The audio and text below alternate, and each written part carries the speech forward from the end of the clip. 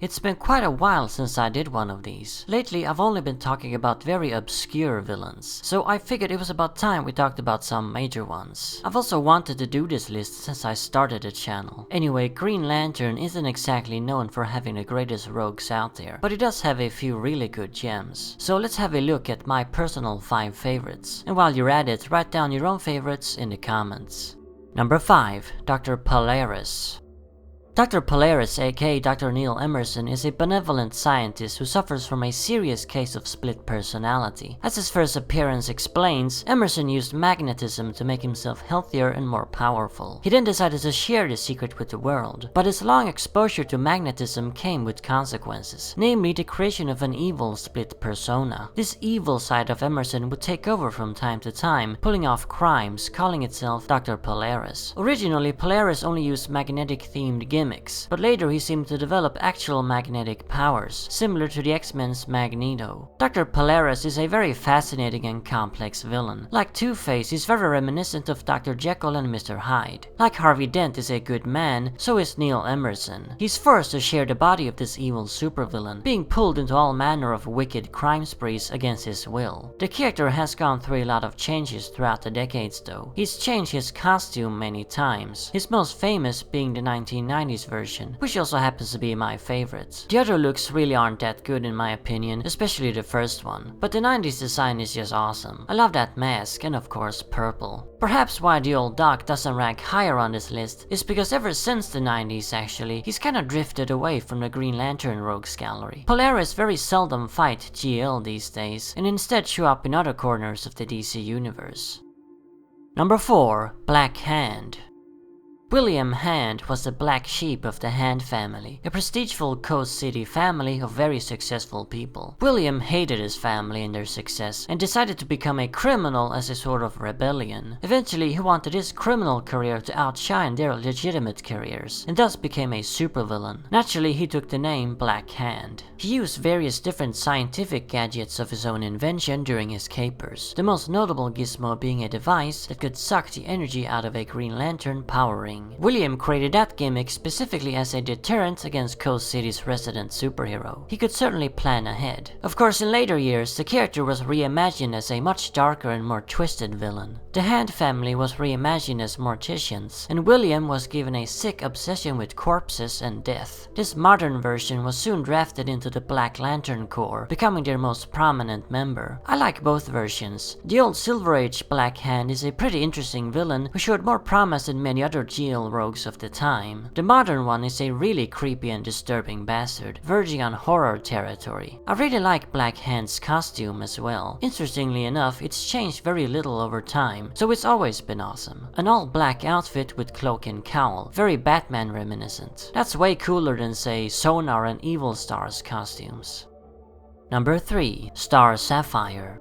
Carol Ferris, aka Star Sapphire, is essentially Green Lantern's Catwoman. She's both Hal Jordan's main love interest and also one of his deadliest foes. Just like Dr. Polaris, she suffers from a case of split personality. Back in the good old Silver Age, Ferris was abducted by a race of Amazonian aliens called the Samaroons. The Samaroons had chosen her as their new queen, and granted Ferris the Star Sapphire, which gave her powers kinda similar to a Green Lantern. This was a custom of these weird aliens, and how they always chose their queen. When they learned that Carol loved a man known as a Green Lantern though, they decided he had to go, so they sent her to kill him. Whenever Carol is in the Star Sapphire persona, she can't quite control herself, and this would only grow worse over time. The original stories were pretty innocent in nature, but later during the Bronze Age in the 90s, the Star Sapphire persona was portrayed as an evil, vicious killer, the exact opposite of Carol. So another Jekyll and Hyde type character, and I do really love those. This later take is my preferred version of the Sapphire, but most people nowadays probably think of her modern day appearances, where Carol uses her powers to basically be a superhero.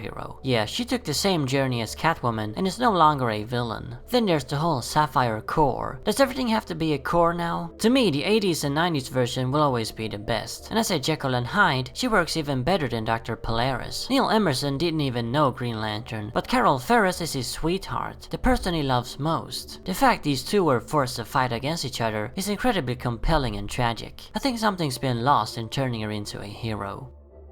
Number 2. Atrocitus.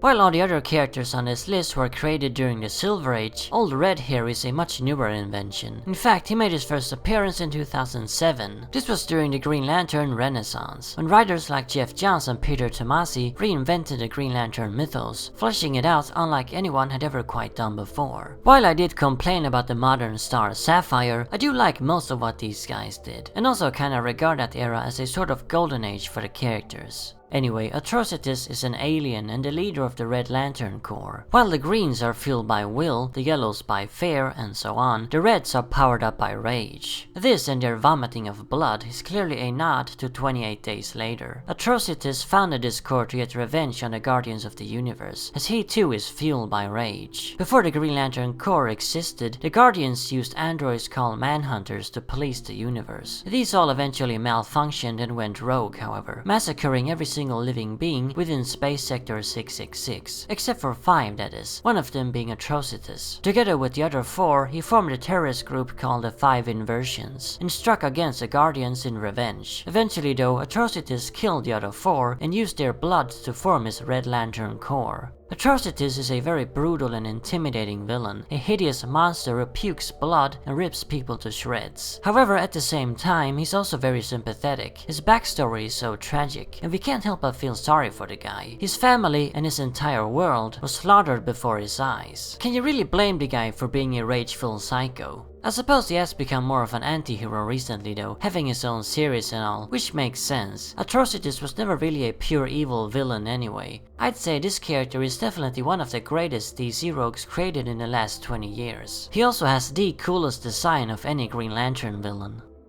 And now for my number 1 GL rogue. Number 1, the Tattooed Man.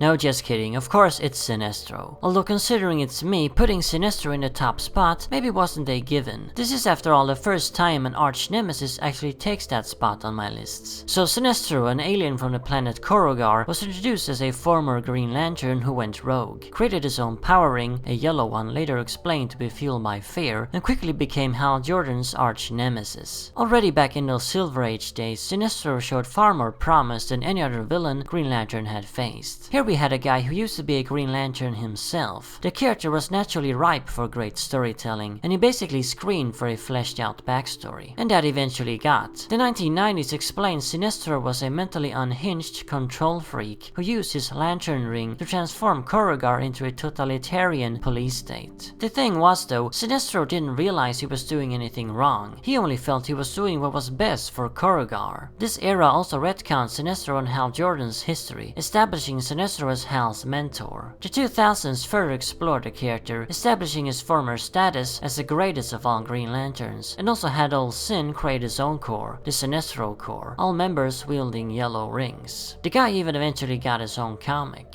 Sinestro is probably my favorite villain of all time. Who's not a Batman villain, I mean. I just love these types of characters. Villains who once used to be heroes. You can't get a more compelling and fascinating backstory for a bad guy. Then we also have the close connection with the main character. Like Harvey Dent and Batman used to be allies, Sinestro and Hal used to be mentor and pupil. Like a reverse Obi-Wan and Vader. In Sinestro's mind though, he never became a villain. He doesn't see himself as a villain at all. In his eyes, he's the only one who's got the balls to do what's necessary to keep the universe safe. That is his motivation after all. Not power, not greed, but a safe universe. How is that villainous? It's not. But of course, Sinestro's methods are a bit questionable to say the least. But then again, desperate times calls for desperate measures. More recent comics certainly blur that line between villain and hero. I guess it's really up to you. Is he a villain or is he a necessary so-called evil? Nevertheless, he is one fascinating character and without a doubt the greatest Green Lantern rogue. So there you have it, those are my top 5 favorite Green Lantern villains. Finally, we got to see the Nemesis nab the number 1 spot. Don't forget to list your own favorites down in the comments. And as always, remember, Arkham Asylum awaits you in the next video.